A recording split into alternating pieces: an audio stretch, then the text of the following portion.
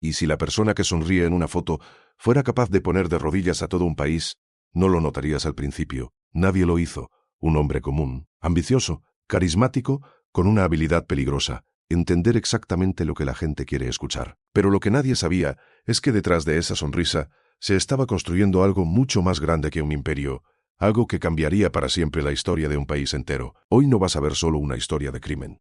Vas a entrar en la mente de un hombre que aprendió a manipular sistemas, personas y hasta el miedo. Y cuando entiendas cómo lo hizo, te vas a hacer una pregunta incómoda. ¿De verdad era tan diferente a cualquiera? Esta es la historia de Pablo Escobar, el hombre que desafió a todo un país y por un tiempo ganó.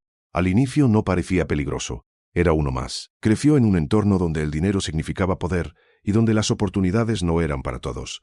Pero ahí es donde empieza todo. Porque cuando una persona siente que el sistema no está hecho para ella, pueden pasar dos cosas: se adapta o decide romperlo, y aquí es donde todo cambia. Escobar no solo quería dinero, quería control, reconocimiento, respeto, no el respeto que se gana, el que se impone. Empieza con pequeños movimientos, decisiones que parecen insignificantes, atajos, y tú lo has visto antes, personas que cruzan pequeñas líneas pensando que pueden regresar. Pero lo inquietante no era eso, era lo rápido que empezó a entender algo clave. Las reglas solo funcionan si todos las respetan, y él decidió no hacerlo. Poco a poco empezó a construir una red, no basada solo en negocios, sino en lealtades. Y aquí aparece algo que pocos entienden. No se trataba solo de miedo, se trataba de dar, ayudar, regalar, construir. Escobar no solo tomaba, también daba. Barrios enteros lo veían como un salvador, una figura cercana a alguien que sí cumplía. Y aquí es donde la mente empieza a confundirse. Porque, ¿cómo alguien que ayuda tanto puede estar haciendo tanto daño? Esa contradicción es lo que lo hizo tan poderoso. Imagina esto. Vives en un lugar donde nadie te apoya, donde el sistema te ignora, y de repente aparece alguien que sí lo hace. ¿Lo cuestionas o lo sigues? Esa fue su verdadera estrategia.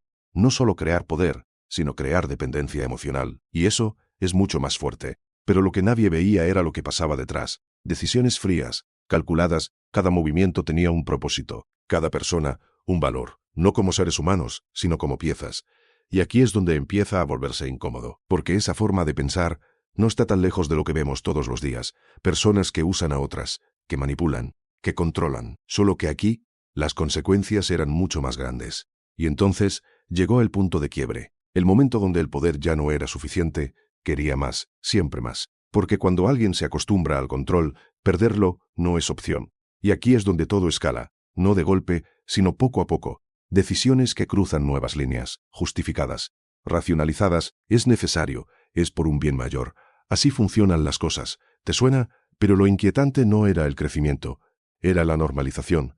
La gente empezó a acostumbrarse a su presencia, a su influencia, a su sombra, y eso es lo más peligroso.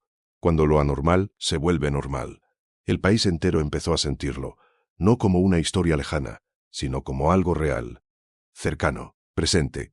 Y aquí es donde el miedo cambia de forma. Ya no es miedo a algo desconocido, es miedo a algo que sabes que está ahí, todo el tiempo. Pero aquí viene uno de los giros más importantes, porque mientras muchos lo veían como un enemigo, otros lo seguían viendo como un aliado, y eso dividió todo. Una parte del país quería detenerlo, otra lo protegía. Y cuando una sociedad se divide así, el problema deja de ser una persona. Se vuelve algo mucho más profundo. Y aquí es donde debes hacerte una pregunta. ¿El problema era él o lo que representaba? Porque Escobar no apareció de la nada. Fue producto de un entorno, de decisiones colectivas, de sistemas rotos. Y eso es lo que lo hace más inquietante. Porque significa que puede volver a pasar. A medida que su poder crecía, también lo hacía la presión. No puedes desafiar a todo un país sin consecuencias. Y él lo sabía, pero aquí es donde su mente entra en otra etapa, una donde el control se mezcla con paranoia, donde todos pueden ser una amenaza, donde la confianza desaparece. Imagínalo, tenerlo todo y no poder confiar en nadie. Ese es el precio que muchos no ven. Y entonces empieza el declive, no de forma inmediata, sino con pequeños errores, decisiones impulsivas, momentos donde la presión supera la estrategia. Y aquí es donde todo cambia, porque el mismo sistema que lo ignoró empieza a reaccionar. Y cuando lo hace con fuerza. El cerco se cierra, poco a poco, sin prisa, pero sin pausa. Y él lo siente. Sabe que el juego está cambiando, pero lo inquietante es que sigue jugando. Porque cuando alguien ha vivido tanto tiempo en el poder, no sabe cómo vivir sin él. Y aquí llegamos al clímax. No es una escena, no es un momento específico. Es una acumulación de decisiones, de errores, de consecuencias. Todo lo que construyó empieza a caer. Pero lo más fuerte no es la caída, es lo que revela.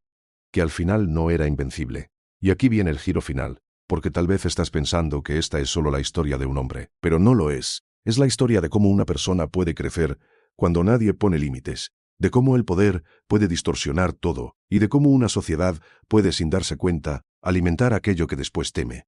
Lo más incómodo es que no necesitas ser como él para reconocer partes de este patrón. Pequeñas decisiones, pequeñas justificaciones, pequeños momentos donde eliges el camino fácil. Y no te convierten en un criminal, pero sí muestran algo importante. La línea no siempre es tan clara como creemos, porque al final, lo más aterrador no es que existan personas así, es que muchas veces se construyen frente a todos y nadie lo detiene a tiempo. Si llegaste hasta aquí, quiero saber qué piensas. Comenta más de 3 palabras sobre esta historia. Lo que sentiste, lo que te hizo pensar. Te leo. Y si este tipo de historias te hacen ver la realidad de otra forma, quédate, porque aquí no solo contamos historias, entendemos lo que hay detrás de ellas. Nos vemos en el siguiente video.